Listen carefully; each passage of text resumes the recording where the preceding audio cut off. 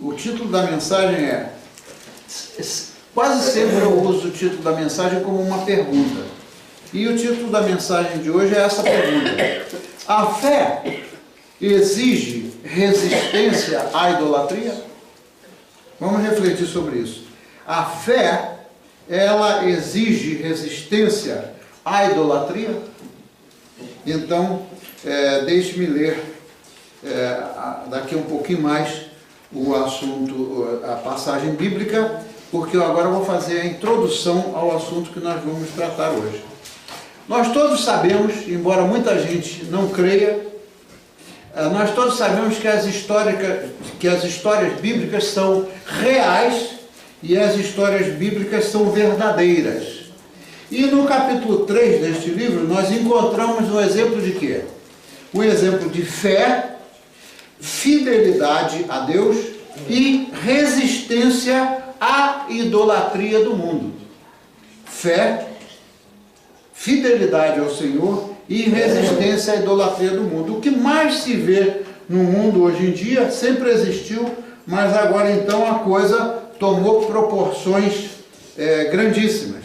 O que mais se vê é a idolatria acontecendo nesse mundo. Uns idolatram o dinheiro, outros idolatram a si próprio, né? Outros idolatram os governantes, os reis, os presidentes, enfim, há várias maneiras de idolatria, mas aqueles jovens de que vai tratar essa história aqui, aqueles jovens que eram amigos de Daniel, né? Eles tiveram a sua fé testada, como nós todos, em algum momento da vida, a nossa fé é testada. Eles tiveram a sua fé testada de uma forma muito dura, quando o rei Nabucodonosor decretou que o povo de todas as nações que viviam lá na Babilônia, povo de todas as nações lá na Babilônia, que eles tinham que adorar a imagem de ouro, né, que era uma divindade a qual o rei representava.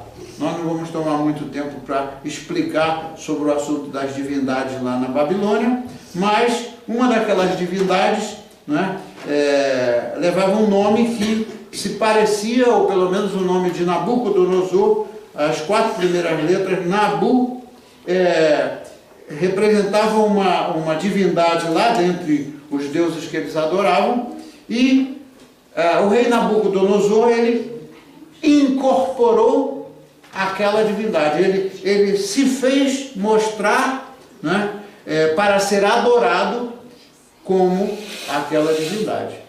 Então, na verdade, eles se achavam Deus, não? Eles se achavam tal, eles se achavam Deus. Então, o que acontece na prática é que, às vezes, as pessoas chegam a um ponto de idolatria, né, que levanta o ego da pessoa. A gente vê isso, eu não vou citar nomes, mas é muito comum ver isso dentre os governantes do mundo atual. O ego, a idolatria a si mesmo, chega a tal ponto como chegou a daquele rei, do qual nós vamos ler a história, né? Ele tinha tido um sonho e chamou o Daniel, né, para interpretar o sonho dele. E aí o Daniel interpretou o sonho dele, obviamente inspirado por Deus, de que haveria uma estátua de ouro. Veja só, o sonho daquele homem que se achava um Deus. Haveria uma estátua de ouro, a qual seria destruída.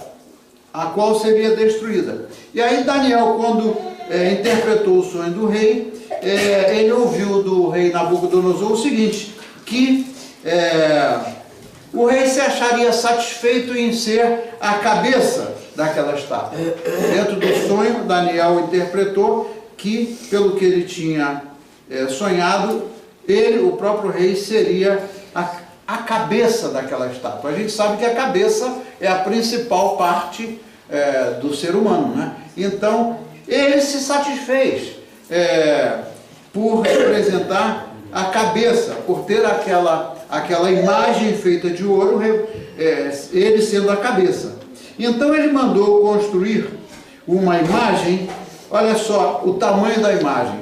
Eu não sei se a conversão para o sistema métrico estar correto ou não, mas aquela imagem supostamente tinha 27 metros de altura. Imagina, uma imagem com 27 metros de altura e 9 metros de largura, né, que certamente deveria representar o tamanho do ego daquele rei, né? Então agora eu acho que com essa introdução a gente eu vou ler aqui essa tradução da King James em português e vou ler, como eu disse, comendo alguns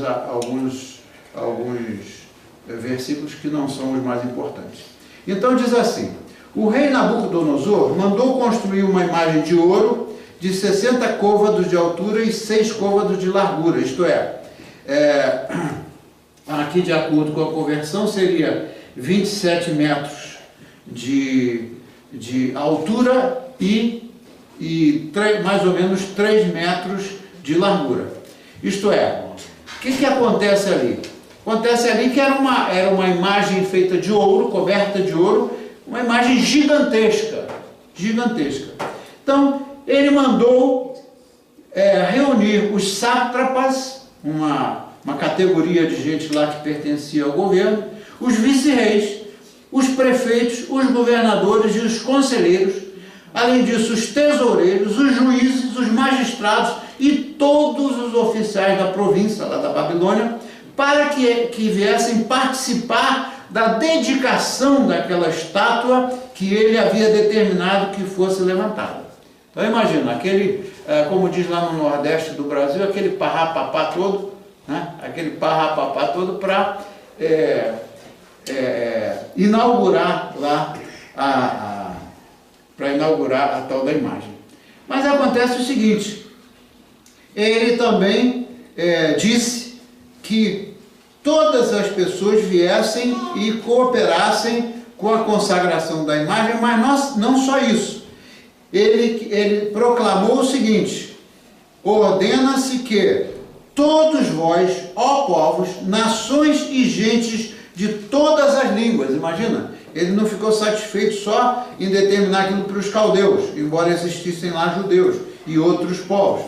Mas ele disse assim que ouvirdes o som da corneta, da flauta, da harpa, da cítara, do saltério e da flauta dupla e de outros instrumentos musicais, todos tocando juntos, o que ele determinou que todo mundo fizesse? Vos ajoelhareis com o rosto rente à terra, e assim prostrados devereis adorar a imagem de ouro que o rei Nabucodonosor vos edificou. E tinha uma punição para quem não se submetesse à ordem do rei. Ele disse: qualquer pessoa que não se prostrar com o rosto em terra e não adorar a estátua de ouro será imediatamente atirado numa fornalha em chamas. Imagina. Então, sendo assim, o que acontece? Todo indivíduo, todo povo, todas as línguas, todas as culturas que estavam lá teriam que se prostrar em terra e adorar aquela imagem. Então, o que aconteceu na prática? Os 3 rapazes que eram amigos do Daniel, né? O Sadraque, Mesaque e Abednego, o que aconteceu?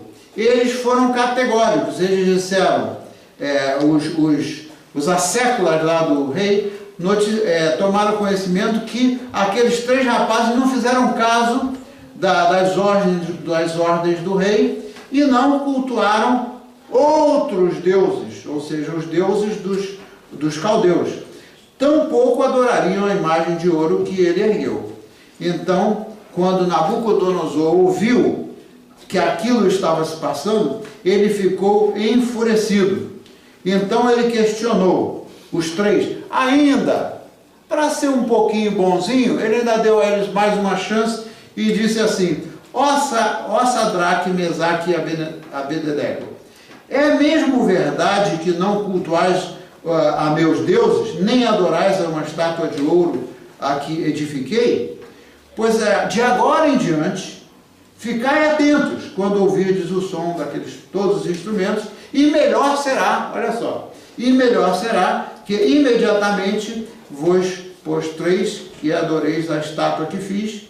E aí, então, qual foi a reação dos 3 amigos do Daniel? Qual foi a reação? Então, Sadraque, Mesaque e Abednego responderam categoricamente ao rei. Veja só a atitude. A fé, ela exige resistência à idolatria.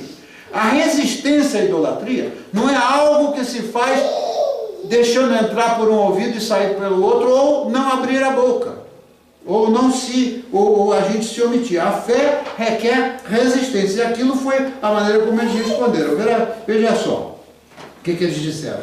Ó Nabucodonosor, não precisamos defender-nos diante de ti. Se formos condenados por isso e lançados na fornalha de fogo ardente, o nosso Deus, a quem cultuamos, pode livrar-nos, e ele nos livrará das tuas mãos, ó majestade. Contudo, se ele não nos livrar, fica sabendo, ó rei, que não cultuaremos aos teus deuses, tampouco adoraremos a estátua que ergueste.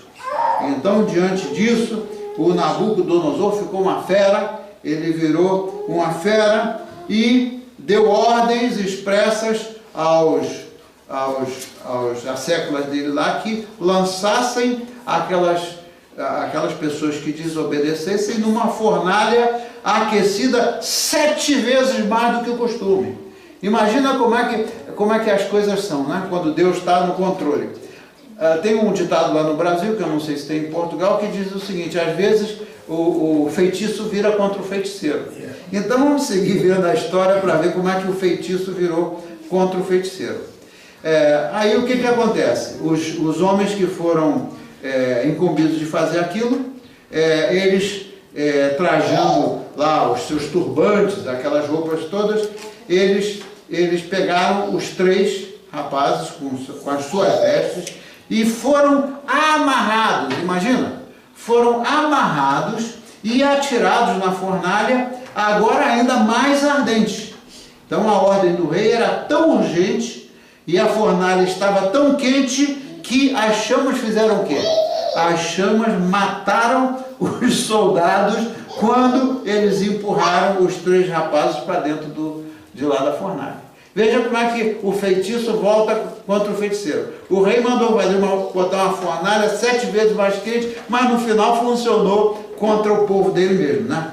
Então, quando eles caíram amarrados dentro da fornalha, ficou lá o seu Nabucodonosor prestando atenção no que aconteceu. Mas logo depois o rei Nabucodonosor, assustado, levantou-se depressa e indagou os seus conselheiros: não lançamos 3 homens amarrados dentro da fornalha em chamas? E todos responderam: sim, ó rei, assim o fizemos. Então o rei exclamou: pois então vede isto, há 4 homens desamarrados lá dentro e nada sofrem, estão ilesos. E o 4º homem é parecido com um filho dos deuses. Então, apressadamente, Nabucodonosor aproximou-se da entrada da fornalha em chamas e gritou: Sadraque, Mesaque e Abednego, servos do Deus Altíssimo. Veja só, servos do Deus Altíssimo, saí e vinde até nós. Logo os 3 deixaram a fornalha ardente, saíram do meio do fogo. Então os asseclas dele lá, todos aqueles assistentes, observaram e comprovaram que as chamas não tiveram o poder de ferir qualquer parte do corpo deles, nem mesmo um fio de cabelo, tendo sido chamuscado, e os seus mantos não estiveram queimados, e não havia sequer cheiro algum de fogo neles.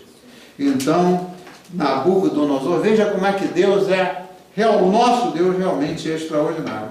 Então Nabucodonosor exclamou: bendito seja o Deus de Sadraque, Mesaque e Abednego, que enviou o anjo e livrou seus servos, que depositaram toda a confiança nele, desafiando a ordem do rei, preferindo abrir mão das suas próprias vidas a prestar culto e adoração a outros deuses que não fosse o Deus Altíssimo. Diante deste acontecimento, disse o rei: eu decreto que toda pessoa de qualquer povo, nação, cultura e língua que proferir, alguma censura ou blasfêmia contra o Deus Altíssimo daqueles rapazes, seja sumariamente o quê? Esquartejados, e a sua casa seja transformada em um monte de entulho queimado, porquanto de fato não existe nenhuma outra divindade que possa livrar os seus servos dessa maneira. E assim, o que aconteceu? O rei promoveu Sadraque, Mesaque e Abednego e os fez prosperar na província da Babilônia. Veja que coisa extraordinária. No domingo passado, nós exploramos aquela situação que o Daniel foi colocado entre os leões, né? E os leões não os trucidaram. Muito bem. Hoje a gente vê os amigos do Daniel, a gente vê que Daniel não faz parte daquela cena, certamente estava lá, mas ali é para mostrar a nós que tudo que está escrito na Bíblia não tem nada desconectado. Os fatos que se sucedem, eles são todos focados a adorar a quem? A adorar os reis? A adorar as estátuas? A adorar as imagens de ouro? Não. Tudo que está escrito na Bíblia, do princípio ao final, foi transformado em realidade. Acreditemos ou não, aquilo que está escrito na palavra de Deus é real e as promessas dele se cumprem. Você imagina um rei arrogante como aquele, virou a situação toda e Deus tomou controle do que ele deveria fazer, da mente dele, e ele simplesmente virou a coisa, e quem fosse proferir alguma palavra ou alguma blasfêmia contra o Deus dos judeus, né, iria ser não só queimado, ia ser trucidado, e ainda mais as casas deles iam virar um montão de entulhos. Essa história que é verdadeira, ela me enche de alegria pelo seguinte: o que mais a gente vê nesse mundo hoje é idolatria, como eu falei no princípio. Idolatria de todas as formas. Idolatrar a nossa mãe, certo? Por exemplo, a nossa mãe é a nossa mãe, mas idolatrar a nossa mãe como se fosse uma deusa, né? Não está certo. Idolatrar os nossos filhos como se fosse...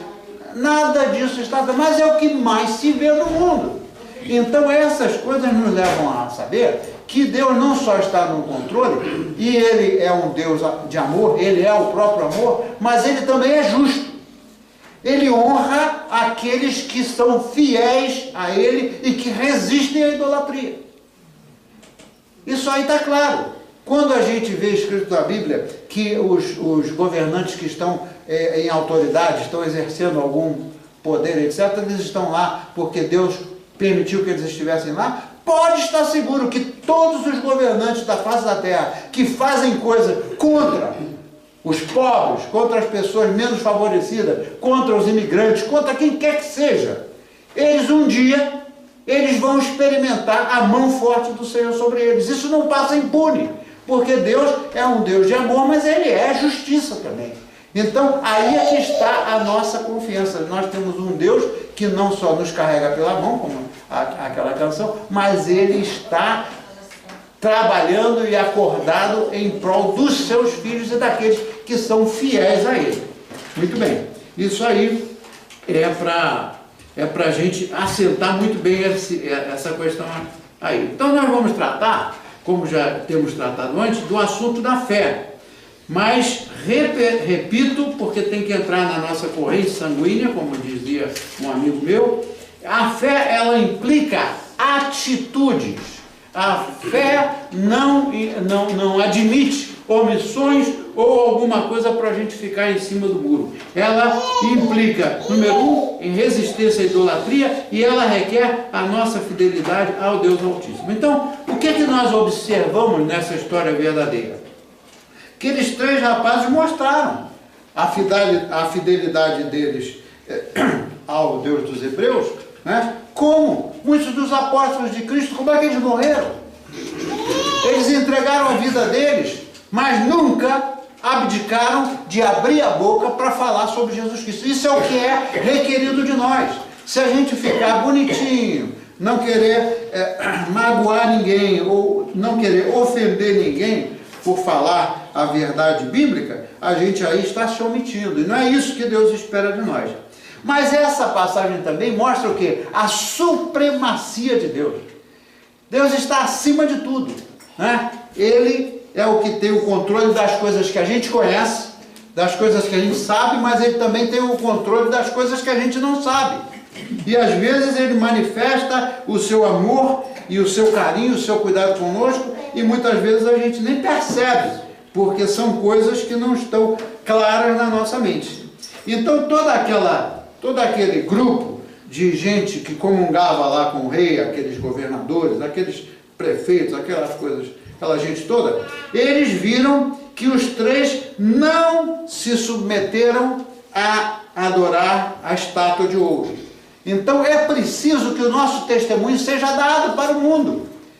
Poderia ter acontecido aquilo dali numa cerimônia lá muito reservada e ninguém tivesse visto o que aconteceu, mas o propósito de Deus era manifestar o seu poder na vida daquelas 3 pessoas para que eles soubessem que Ele é o Deus Supremo e Ele cuida dos seus.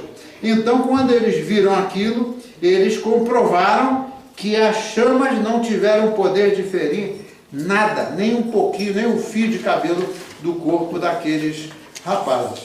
Então, o que aconteceu depois do episódio? O que aconteceu? O mais lindo de tudo é que o rei idólatra, diante daquele acontecimento, ele reconheceu que havia uma 4ª pessoa. Embora ele não fosse hebreu, embora ele não adorasse o Deus dos hebreus, mas ele reconheceu que aquela 4ª pessoa, veja só, eles foram jogados lá amarrados. E no final das contas, quando eles caíram no fogo, Deus os desamarrou, né? Os desatou, e ainda tinha uma 4ª pessoa passeando ali pelo fogo com eles, que se parecia aos olhos do rei como que o filho de uma divindade, que já era a manifestação de Jesus Cristo. Ainda foi no tempo do Velho Testamento, mas Jesus Cristo sempre existiu, sempre atuou, sempre esteve junto com os seus. Junto com aqueles que confessavam o Deus Altíssimo. Então, já era ali Jesus Cristo caminhando e passeando ali com eles, o que é uma grande lição para nós. Porque se a gente pensa que o Senhor está muito ocupado e que não vai caminhar conosco, no meio da amargura, no meio do fogo, nós estamos redondamente enganados, porque Ele está aí e é isso que Ele faz. Muito bem. Então, diante daquilo tudo, o Deus Altíssimo tocou o coração daquele homem para não só revogar aquele decreto anterior, mas para instituir uma regra que ainda quem falasse, ou que murmurasse, ou que fizesse alguma coisa contra o Deus dos judeus, eles iam pagar muito caro. Muito bem. Veja só, na prática, os judeus estavam lá no exílio, é ou não é? Eles estavam na Babilônia. Qual é a estratégia de todo governo que ocupa um país para arrasar com o país? Seja qual for o propósito. Qual é a estratégia? É separar as pessoas, é dividir as pessoas. Eles não tinham permissão nem para adorar o Deus de Israel. Eles eram proibidos de tudo. Você se imagine, né? Nós nos imaginemos num lugar onde a gente não tenha a liberdade de adorar o Senhor em quem nós cremos. E no meio de toda aquela situação lá, naquele episódio haviam lá mais judeus. Os judeus não era só, quando a gente for ver direitinho todo o relato, a gente vê que não eram só aqueles 3 e mais Daniel. Havia judeus ali que participaram para que eles entendessem que o Senhor estava a favor deles, que o Senhor estava protegendo eles e que é um Deus que estava ali para defendê-los. É o povo de Deus, somos nós hoje, né? Então, isso aí é muito importante para a gente ressaltar. Então, constatado que estava lá a presença do Senhor para defendê-los e protegê-los, então, no final da história, não vou repetir tudo outra vez, mas no final da história, eles foram o quê? Eles foram passados para uma categoria inferior ou eles foram promovidos? Eles foram promovidos. Você vê como é que Deus muda a regra do jogo. Eles foram promovidos. Então, é o Senhor que nos levanta, é o Senhor que nos promove, é o Senhor que nos guarda, como a gente tem visto aqui. Então, meus amados, há momentos na nossa vida, não tem ninguém que passe por essa vida sem enfrentar alguma situação que seria representada pelo fogo, alguma coisa que teste a nossa fé. Todos, de alguma maneira, vão passar por uma situação de dificuldades e vão ser testados. Então virá um ponto na nossa vida onde nós teremos que tomar uma decisão. Virá um ponto, seja quando a gente estiver para morrer, seja quando a gente se converteu a Jesus Cristo quando a gente ainda era jovem, seja lá em Portugal, para onde vocês vão, que é um território difícil, porque lá a prevalência é da Igreja Católica Romana, não importa, o Senhor vai estar guardando vocês, porque vocês estão lá se expondo. Vocês não vão lá para fazer um turismo. Os nossos missionários que estão na África, em áreas que tem uma porção de muçulmanos, eles estão lá há tempos. Né? Então, embora aconteça provas ao ponto de muitos missionários hoje serem mortos, serem sacrificados, o que importa é o seguinte: ou a gente crê ou a gente não crê, ou a gente abre a boca ou a gente se omite. Não tem como ficar em cima do muro, como dizem lá no Brasil.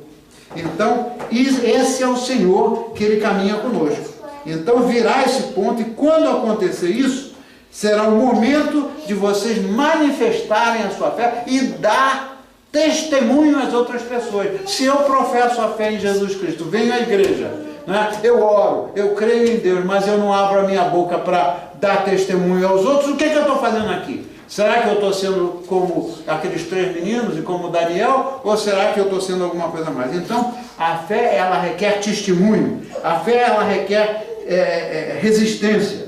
Então, quando acontecerem esses momentos, vocês não temam, porque o Senhor estará com vocês. Então, eu já ouvi muita gente falar isso. Isso é uma frase muito que a gente ouve muito. O Senhor sabe. O Senhor sabe. O Senhor conhece o meu coração. Sim, Ele sabe. Mas uma coisa é que a gente não está tratando com o homem.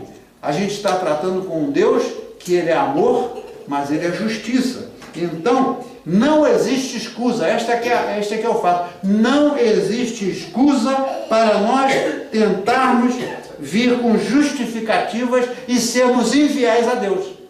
Qualquer atitude nossa de infidelidade a Deus, seja dentro de casa, seja onde for, qualquer atitude nossa de infidelidade a Deus para agradar alguém e não glorificar o Senhor, isso é uma mera escusa, e não tem essa de dizer que o Senhor sabe. Muito bem. Por quê? A outra parte da Bíblia que é muito clara, é uma frase curta, mas muito bem objetiva. A Bíblia diz que o nosso sim deve ser o quê? O nosso sim deve ser o quê? O nosso sim deve ser ficar com a boca calada? Não, o nosso sim deve ser sim. E o nosso não deve ser não. Porque quantas vezes, diante de pressões, a gente acaba dizendo sim, mas não fazendo aquilo que é para ser feito. Então, isso é importantíssimo a gente observar. Então, resumindo, nós vemos o que a fé requer. A fé requer resistência, fidelidade, até porque não há como a gente viver pela fé sem ser fiel a Deus, E não há como a gente caminhar pela fé se a gente não estiver muito bem focado. Ontem eu estava conversando com uma pessoa de uma igreja, de outra denominação, uma igreja dessa que eles chamam progressistas, que no meu linguajar são igrejas liberais. Tem muitas igrejas que são liberais na área, né, em todo o país, em toda a parte do mundo, e que esse homem é um homem de Deus, ele é um cara firme na fé. Ele disse que a maior tristeza dele é ver que as igrejas hoje, não estou generalizando de novo, muitas igrejas vão lá, adoram o Senhor, etc, etc, mas elas não estão focadas em fazer discípulos de Jesus, não estão focadas em cumprir o papel para o qual a gente foi chamado. Ele até fez um comentário interessante. Muitas igrejas estão preparadas com um carpete novo, com um edifício muito bonito, etc, mas a igreja não é o edifício. Nós é que somos a igreja do Senhor. Nós é que somos edificados pelo Senhor. E nessa história também a gente observa que Deus tirou as amarras deles. Eles estavam amarrados e foram desatados. Isso aí também é uma lição para a gente entender que as nossas amarras, sejam amarras de vergonha, sejam amarras de timidez, sejam amarras de medo, sejam amarras de qualquer natureza, psicologicamente falando, elas não podem continuar a existir, porque o Senhor veio para nos fazer livres. E está escrito também, né, o apóstolo Paulo deixou isso muito claro, que nós não queremos voltar a ser escravos. Para isso Jesus Cristo veio e nos libertou, e nós não devemos fazer nada que represente ser atados ou debaixo das coisas que sejam imposição dos homens. Então, isso aí é o que eu gostaria de recapitular. Então, hoje agradeçamos a Deus por cada oportunidade que Ele nos dá, para que a sua glória seja vista nas nossas atitudes, né, em redor de nós e com as pessoas com quem nós convivemos, para eles saberem claramente que nós resistimos à idolatria. E por isso devemos orar para que possamos ter oportunidade de dar testemunho da nossa fidelidade, o que não é fácil, mas que com a ajuda do Espírito Santo de Deus, a gente será capaz de fazer e Deus vai honrar. Então, eu quero deixar com vocês duas reflexões para terminar. Primeiro, o nosso Senhor é fiel e nos livra da fornalha deste mundo. Não tenha medo, resista à idolatria. Deixe o mundo conhecê-lo ao servir Jesus e nunca aceite aquilo que queiram lhe impor para atrapalhar a sua adoração ao Senhor. Então, o que é muito claro nessa mensagem é o seguinte: o Senhor não nos livra dos problemas, Ele nos livra nos problemas. Livrar dos problemas, Ele nunca disse que ia nos livrar dos problemas, mas sempre que a gente está no problema, Ele está caminhando conosco. Amém? Então, vamos orar e agradecer ao Senhor pela palavra dEle, e sabemos que Ele nos ama, e vamos tomar posse desse amor do Senhor na nossa vida, fazendo tudo para glorificá-lo. Então vamos orar. Senhor, nós te agradecemos imensamente, Senhor, porque a sua palavra é firme, a sua palavra é clara, a sua palavra não deixa dúvidas, e nós te pedimos, Senhor, que diante da pressão do mundo, diante da opressão que recai sobre as pessoas no meio desse mundo de trevas, Senhor, que nós sejamos levantados como seus discípulos, sejamos levantados dando um bom testemunho, e um testemunho que mostre a sua glória, e que a gente não se omita. Senhor, nós te agradecemos pelo que Jesus Cristo faz por nós todo o tempo, e pelo que Ele fez e seguirá sempre fazendo, porque para isso Ele veio, para nos tornar livres. E agradecemos, Senhor, pela liberdade, não a liberdade que é proclamada na lei do homem, mas pela liberdade que o Senhor nos dá. Assim nós oramos, em nome poderoso de Jesus, e o povo de Deus pode responder. Amém. Amém. Muito bem. Então, agora nós vamos entregar os nossos dízimos e as nossas ofertas, né? E usar isso como um privilégio a mais que a gente tem para que a igreja siga proclamando o evangelho de poder no meio da comunidade. Amém?